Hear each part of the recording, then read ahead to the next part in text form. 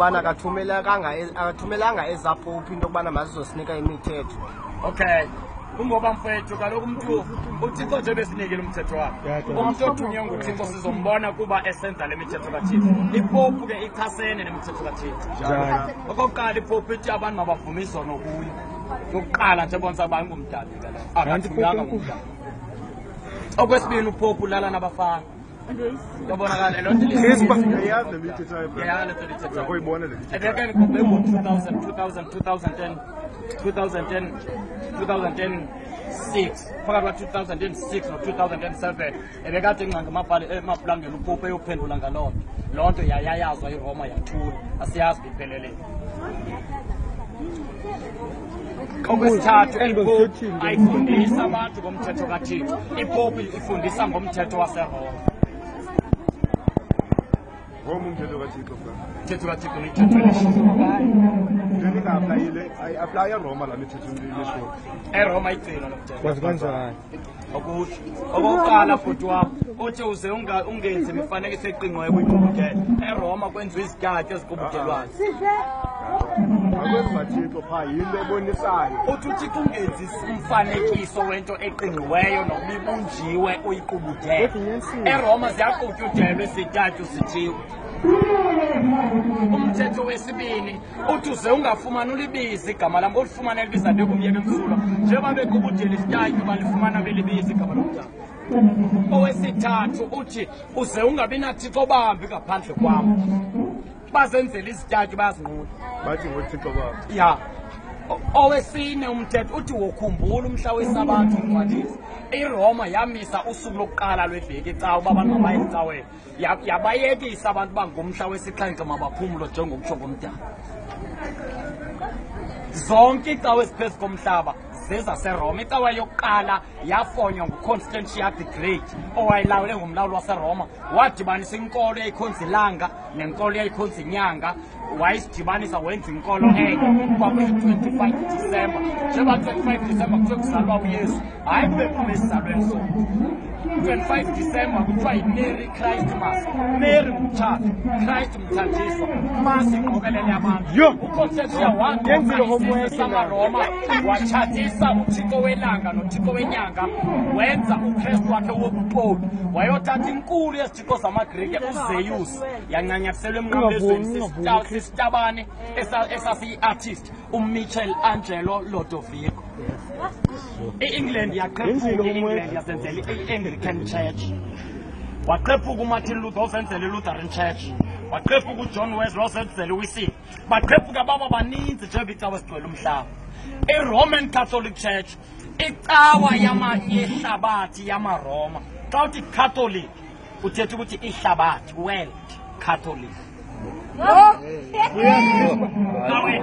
Ihlabathi lilawulwa yi-Christian religion andithi. Christian religion inkolo yaseRoma ayiyo yodwa.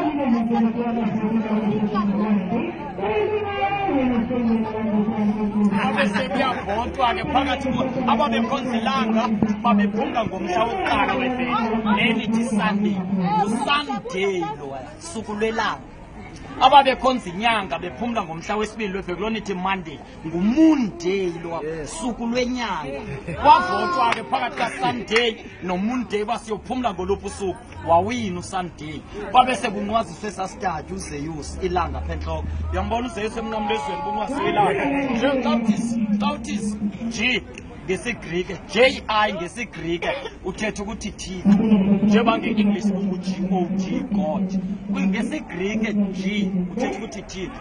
Ewaya ngu-G Zeus. Oko kukuthi Thixo uZeus. I-Old English tayifika yajika la I ka-G. Wabafaka ibona kwaphuma u-J. Ngokupronounce kwabo ke bathi G ngoba i-English ayibizi ngale ndlela elibhalwe ngayo igama. Bathi G. Bayotshintsha la Zeus bakhupha u-E kwasala u-Z-U-S. SekusekunguZeus. Bampronounce wrong bathi Zas. Kuba o-U kwi-English bathi bo-A. Bathi Zas. Kwaphumani Jesus.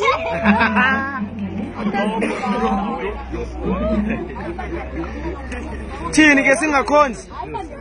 Buthi wami ngoku kuthiwa ngeke nitshintshe inkonzo le niphume kule nkolo enikuyo yobukhoboka yemali yasekuthinjweni kwamaRoma nibuyele enkolweni yenyaniso engakhuphisi imali eyomdalo kuba kugcinwe imithetho elishumi kushiywe izinto zehlabathi kungalandelwe izinto zefona emhlabeni masike silandeleni inyaniso. Ngeyiphi le nyaniso? Inyaniso lo mfowethu kuba wenze komnye umuntu oyothanda xa kusenziwa kuwe ungayenzi into emntwini ongekuthanda xa kusenziwa kuwe. Ufuna uqonda lo abantu abakuthandayo kuphela uthande nabantu abazintshaba zakho usikelela abantu abakuqalekisayo uluthando utshaba lwakho njengosithanda wena uqobo ube sozogcina imithetho elishumi. Zikhona sekhona ezonkonzo zinjalo kweli xesha? Ukhona umuntu hayi yonkonzo enjalo ngumuntu onjalo funeka nawe ube ngulo muntu onjalo. Sawusiphume ezinkonzweni ngoku. Phumani kwezi nkonzo zendonga nithathe inkonzo yasengqondweni yokwazana noThixo. Andithi bra wena ungumntu uyazana noThixo wena. Awugqiba uhambe enkonzweni usazana noThixo. Inkonzo yatsho futhi. Inkonzo into ekuwa apha emzimbeni oyiphilayo. Into efana negazi, igazi alihambi, igazi into elapha kuwophila ngayo. Siswa. Enzile umehle nje. Siswa mamela mfusisi. Uyabona imizwa. Hormones. Imizwa. Feelings. Hormones. Feelings zomzimba. Hormones. I-feelings awuzihambi. Into elapha kuwe oyinxibileyo ebubomi bakho nokukhonza uThixo into elapha kuwe oyinxibileyo ebubomi bakho kunjalo ukhonza uThixo. Ukhonza uThixo ayikuba mani yongena kula mnyango ngosuku oluthile. Ukukhonza uThixo kuba uhlale enyanisweni ungagungqi enyanisweni ungashenqi enyanisweni uhlale enyanisweni kukhonza uThixo. Ilizwi likaThixo ke liyinyaniso. Imankosi yami ngicela ubuzo ubuthe mosi wena xa uthetha ukuthi wena uyahambisana uyakholelwa kule nto ithethwa iBhayibhile? Ayo bakule eBhayibhileni ke phaa eBhayibhileni njengoba ukholelwa nje kukho izinto eziyinyani nezingeyonyani. Imake le nto uthetha ngayo ke Ubhalwe ngumntu. mosi phaa eBhayibhileni ikhona indawo ethi uba ngaba uyahambisa kakuhle eBhayibhileni ikhona indawo ethetha ngomfo kuthiwa phaya uKornile phaya ithi lo mfo wathi yena wanesidingo sokuza kuhlala endlini yakhe yena aliza abantu enze yonke into kodwa ithi iBhayibhile kwafika isithunywa kulaa mfo zamolathisa indoda ngokuthi ithi iBhayibhile ndithuma umuntu endimthatha kwaphakathi kwenu uba anikhombise indlela ndithuma umntu ndimthume ebantwini ithi iBhayibhile. So lo mfo wahlala ke nekule ngqondo yento yoba mna ndenza le nto ithethwa ifunwa kuThixo ndiliza abantu ndenza yonke le nto. Kodwa ithi iBhayibhile kwafika isithunywa kulo mfo sathi ndoda amalizo nemithandazo yakho ahambile nje asisikhumbuzo emehlweni kaThixo kodwa wena ngoku vuka thuma amadoda abe mabini ayeyona ubize eze uSimon Petros ondlu ingaselwandle ongumsuku wesikhulu uzaxelela into ofanele ukuyenza. Uyayiva le ndawo itshoyo uthini kuloo ndawo? Nyaniso lo nyani wafika ke uKefas wamxelela konke ukuba makakwenze kodwa akamkhombanga ecaweni wafika wamxelela nje bakholwa basho babhaptisi babaphelele kanjalo. Wena ulwana nento ezicawe nena nto ilwayo. Kwenza izinto zomntana icawa sezikahulumeni. Andithi xa mamelaka andithi xa ezilawula eParliament andithi iCouncil of Churches Awunyanisile. Alan Busako Desmond Tutu balapha eParliament kwiCouncil of Churches. Into ukuba ke icawa sezikaThixo bezolawula emazulwini kaloku hayi eParliament beParliament esisitulo sikaSathane.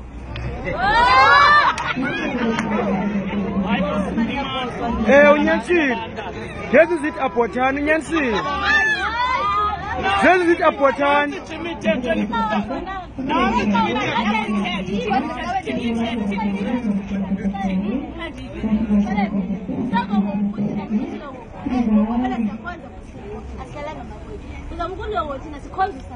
Yes. Moses. Obuphi ubunzima obuvayo ngalo Thixo omkhonzayo? Akumqalele nje ubunzima obuvayo ba hey ucela ubunzima ngenxa yale ndlela ndinyamezela kwabe kuya ngokwami ngeba ndiyalahla kodwa ngenxa yesethembiso ndinyamezela. Bobuphi?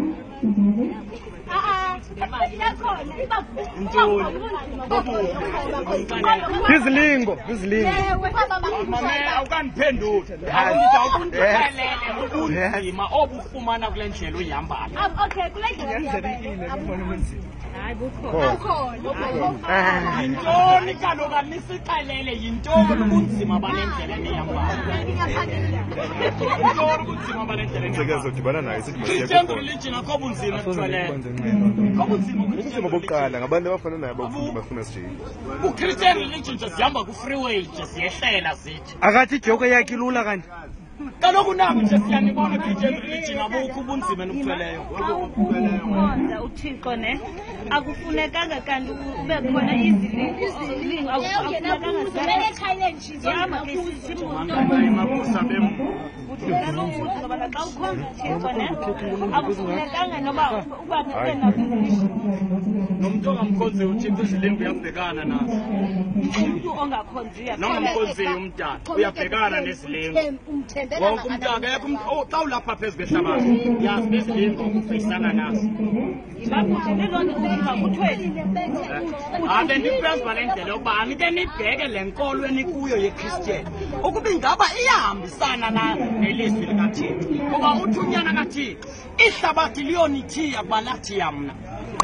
Ukuba mna ihlabathi langithanda nani liyonithanda. Okwesibili uthunyana kaThixo obakho ubukumkani abufani nobehlabathi. I-Christian religion isebukumkanini behlabathi. right ihlabathi intoni Lulawulo oluqhubekayo. kuba silawulo Ya olulawulo oluqhubekayo lolawulo lwehlabathi lukaSathane. Ulawulo uSathane apha emhlabeni. uThixo yena kuze simfumane funeka ke ngokwazi azosilawula siye kulawulwa lihlabathi funeka sithini Kaloku uzothuma umuntu. Ehano ubuyesu yeza. umuntu uzothuma umuntu ne ngaba abantu basithumele ecaweni ke Nangu uyesu ndisitongelayo kuyo.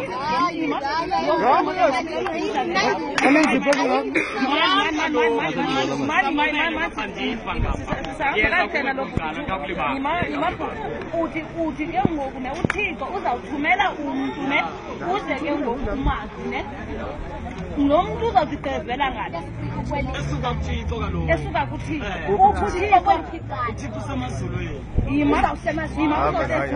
Kaloku wehle emazulwini wesemhlabeni wazoba ngumuntu ebantwini. wabonwa ngubani Baba wafikela kubo bambona. abangobani Abantu bambona. abangobani Abantu xa kuthiwa abantu. Angabiza bonke Akabazi ke nyanje wengekho naye. awusibaza lo magaba abo sisi hayi noko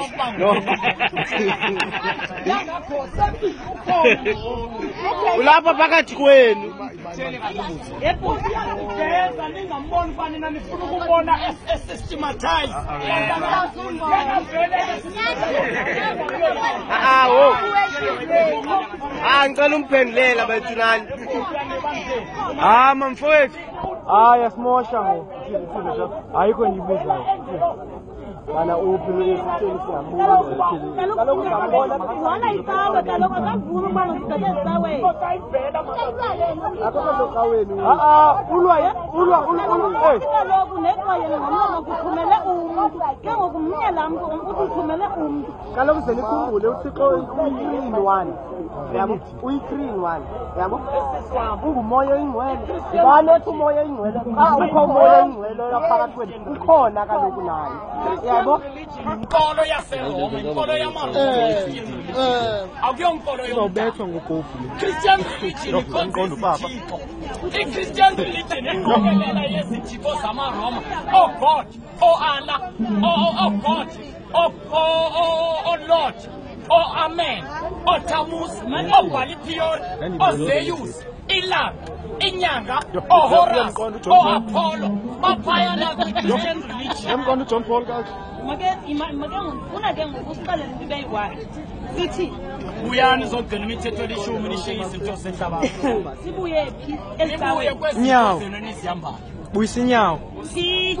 Kwenda zithethayo. ezinkonzweni bra okanye. Mama ndithi mfowethu buyisani inyawo zenu ezinkonzweni zehlabathi. Nibuyele enkonzweni yomdali.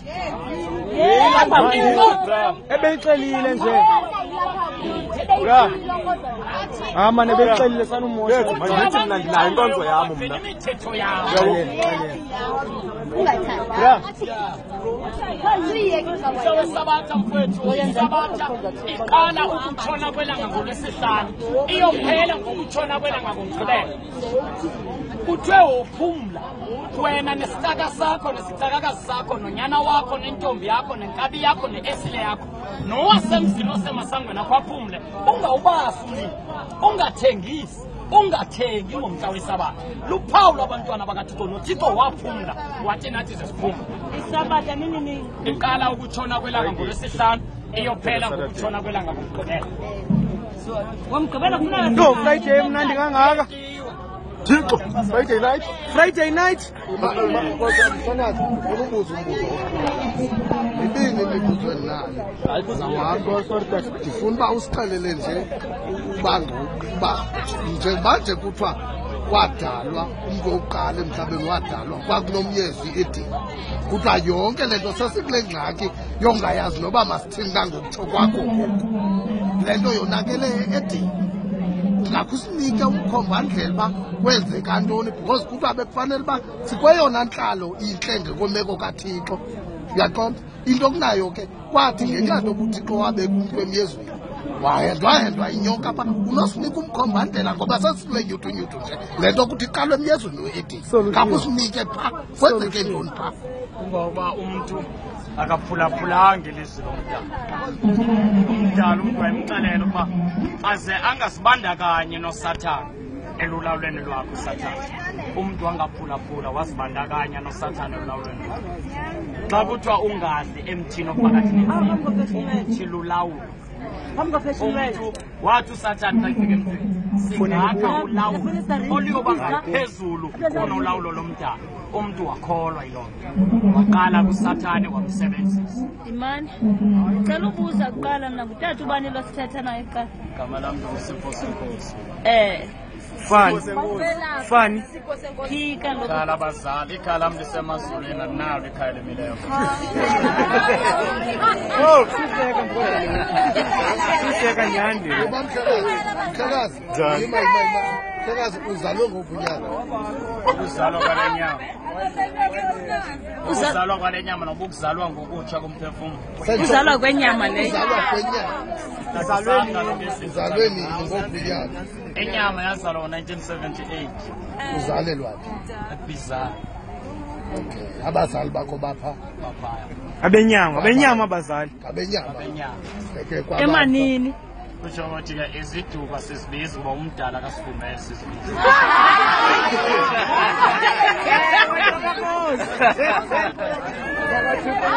Mhlekazi, ndiza nombuzo wam wesibini njengoba bendiye.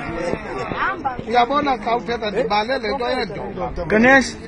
And uthe kamandi kum ngelaa xesha wathi ezinye izinto ezisebhayibhileni uyahamba maki. Kukho indawo phaa ngoba uthi masiphume ezindongeni. Kwincwadi yezenzo phaya kukho indawo apha ekuthiwa lo mfo kwasekuzalweni kwakhe wazalwe sisiqhwala. Kwathi ke ngenxa nto baba bantu njengabantu esibabonayo nangoku apha etawunibeko, lo mfo wancwasa into yoba wabona uba eyona ndawo irayithi azawufumana kuyo into yawumnceda kule meko makohlala emnyangweni wetempile apho kungena khona qho abantu beze enkonzweni. Apha ke siva kuthiwa kunamadoda amabini apha uPetros noYohane abathi bona xa bethetha noYesu bembuza uba ezi zinto zenzayo singathini nathini bazi siphumelele ukuthi sizenze. Wathi uYesu kubo okokuba ngaba nina ndiyakholwa ninokukholwa ngezinto ndizenzayo nikholwe kum ngenene nangenyaniso zingenzeka nakuni. Kuthi uYesu kula madoda amabini kulo mfo ke ngokuhlela emnyangweni wetempile ungcibayo uzelwe sisikhwala kufika uPetros noYohane. Bafika kuye lo mfo wancwaza into yoba mabenze njengokuba besenzile abantu abaninzi bemane begalela into kwesitya sakhe. Wathi uPetros sijonge thina sikhangele kakuhle sinqalapha kuthi.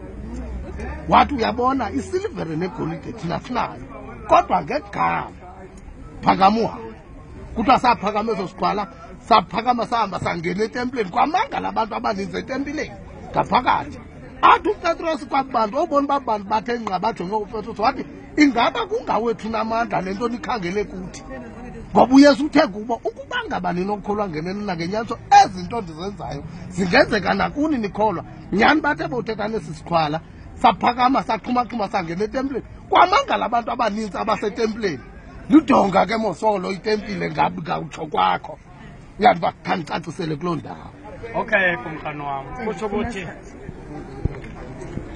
kukhona itempile kukhona isikhungo tozafukene itempile kaThixo izikhungo zezabantu uThixo akekho esikhungweni ezikhungweni kumiswa imithetho yabantu ezindlu icawe zesizibona zigcwele umhlaba zizikhungo yiloo nto sibizwa ngamagama efounder zazo kuthiwa yiwisile le kungoba yafoundwa nguJohn Wesley yiloo nto kuthiwa yiLutheran Church ngoba yafoundwa nguMartin Luther King sisikhungo eso itempile yenziwa nguThixo uThixo wenza itempile yakhe umuntu wabeka umoya wakhe kuyo ukuze ahlale wafika uSathane wamhenda umuntu waphuma umoya kaThixo emntwini yiloo nto ethi uThixo umoya wami awuyikulawula emntwini kungoba umuntu akasathobeki akasafuni kuyama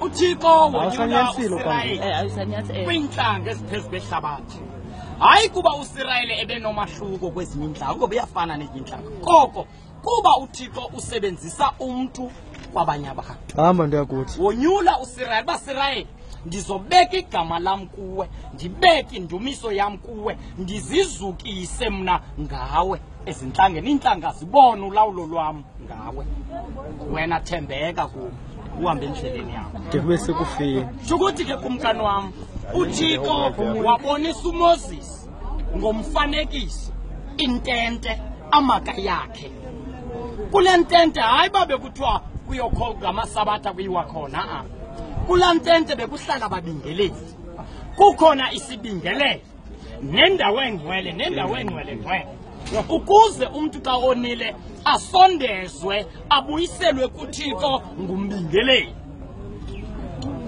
ukuthi ke yenzeka leyo nkonzo yababingeleli kuhlala ababingeleli kuyo ntente leyo yaleyo nkonzo yokusondeza abantu kuThixo benqenqezela izono zabo kwazofika uDavide waba yikumkani wenza ibhomakazi lakhe lomzi uthe xa ijonga umzi wakhe ejonga ababingeleli besizwe sakhe behlele ententeni negama loThixo wakhe lisententeni wabona uDavide ayikhona ngeke ndilunge ungcono ndimakhele indlu bathutha ababingeleli phaya negama likaThixo bazohlala kule ndlu kodwa uThixo akamvumelanga wathi wena sowulwe impi ezininzi izandla zakho zinegazi sendiyokakhelwa nguSolomon kodwa yazi ntoni uba mna ndihlala endlini yakho ngezandla zonke ezo zinto isandla sam sazenza zabakhona kodwa ke ngunyana yokwenza uSolomon nyana wafika uSolomon naye waba yikumkani wayakha iYerusalem wathuthwa kwazohlali wakho apha kule Yerusalem khona babingeleli abo balinde ukuza kombingelelo omkhulu esasizopheleliswa ngayo xa ifika umbingelelo omkhulu ufika kule ndlu laa nto uDavide wayijongile ukuyakhela yona ayisenziwa apha kugwetywa ngomvuzo ityala lenkedama lithethwa nelomhlolokazi apha into eseyisenzeka kule ndlu sekuyathengiswa apha kwenzelwana amaqashiso uthi indlu kabawo yokuthandaza niyenza umqolomba wezihanga ababetha abakhuphe ababona apha entliziyweni uba ngale nto ngesenziwa senzayo awuyisitafula dedela amahoba ahambe entliziyweni bafuna ukumbulala ngesenzo athi le ndlu niyoyidiliza mna ndiyakhe iintsuku ezintathu bona bathi lo mntu uyadelela lo mntu le ndlu ingcwele yakhiwe 46 years uthi uzoyidiliza ke 3 days kanti wayingathethi ngezindongo wayithetha ndibulala kodwa ngomhla wesithathu wathi xa efa safa naye wathi xa ivuka savuka naye ngoku wavuka esithi imizimba le yenu yitempile kaThixo phaa kwi-Old Testament babingeleli ayikho indawo ethi imizimba yethu yitempile kaThixo bekuthiwa iYerusalem kuthiwa yitempile kaThixo kuthe ngokufika kwakhe ke afe kwaphalala igazi lakhe wavuka esithi ke ngoku ndizohlala apha ebantwini bam. Yiloo nto kuthiwa sinombingelelo omkhulu phezu kwendlu kaThixo. Indlu kaThixo ke babantu abenza intando kaThixo. Kukhona umbingelelo omkhulu ke owayithatha inkonzo yababingelele eYerusalema wazoyinika thina wayithwala emagxeni akhe wasithenga ngegazi lakuba nathi masibe bababingeleli kuThixo kunye naye. Hayi undiphendule kulo mbuzo wam wesibili. Hayi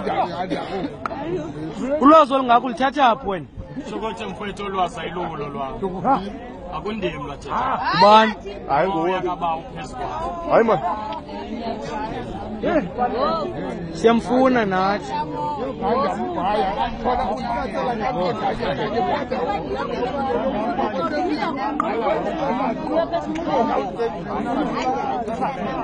Sanumbamba isandla msinya. Sanumbamba isandla msinya. Lapha kwalidaba. Yes, asisi ngicela ukuphendula lapho sithi. Ngathiyama ndiqale ngikhawule ngapho. Sisi wami. Kwathiwa sisi wami womahlukanisa kanjani umprofeti wobuxoki kwenyaniso? Kwathiwa ubahlukanisa kanjani? Hakuba kuwe kaloku ize nawe nje ayidanga nami.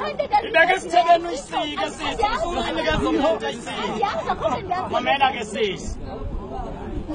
Umuthi waziwa ngesikhamo sakho. Awunofumana i-orange emthini we-apple. Ngeke kansela. Sisi wami unentetho ethi isiziba isiziba siviwa ngodwa. Awuvule ngapho. Okay. Isiziba siswami ngamanzi akudiphu ekufuneka uwawelile. Udondolo yinto. Kufuneka xa uwela uvuka kuphi apho usinge khona. Apho kungathi akuzikanga ukwazi ukunyathela ukuziwelela ngaphesheya. Kuthi ke siswami isiziba esi ngumshumayeli. Udondolo umoya kaThixo. Umshumayeli lo umcikide ngomoya kaThixo bengaba ezindaba azithethayo zisuka kuThixo nano kuba zisuka kuye. Amen. Xa ungenawo umoya kaThixo ngeke ukwazi umcikida. Amen. Ufana nomthi ongenayo siswami ithebhulu. Uyabona umthi ongacenanga xa kuvela umoya ngapulalela ngapha. Xa ujika umoya ulalele. Xa ujika uvela ngapha lalela.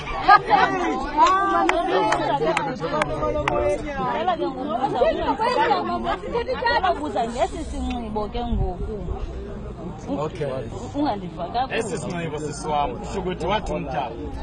Xa sibona ububi busanda ehlabathini. Masibhinqeni ingubo ezikrwekayo. Silile simbombozelele kuba umsindo wakhe awubuyelanga ebantwini. Okwesibili kuthiwa xa sasibona isikizile siphanziso elabona ngumprofeti uDaniel emile endaweni engcwele olesayo makaqiqa mabathi abaseJudiya bagcine ingubo ezikrwekayo basabele ezintabeni. Leliphe lo sikizile siphanziso elabona ngumprofeti uDaniel lele kwisithilelo 13 xa uqala verse 15. Ihamwa lenza ukuba bonke abantu baqubudele umfanekiselo wabo. Oyo ongavuma uqubuda lenza abulala. Lenza ukuba abantu bazibeke uphawu emabunzini wabo okanye esandleni sabo sasekunene. Ukuzangabikho umuntu oyothenga noyothengisa ngenalo uphawu lwehamu. Kuthiwa engqi makabala uphawu lwehamu kuba sisibalo somntu linani legama lehamu 666 666.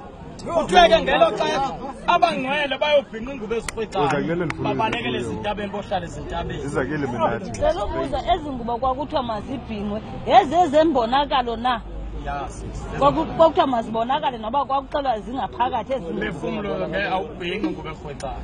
Ingubo ezikrwekayo ibhinqwa umzimba. Ubhinqwa umzimba. Okay. Iyarhwexa nyana? Ixesha esikhulu. Ayarhwexa ibona. Ingqobo kaloku le. Sinye isiprofethi esisindele Uzubuza ukuthi ibhigini incibile le.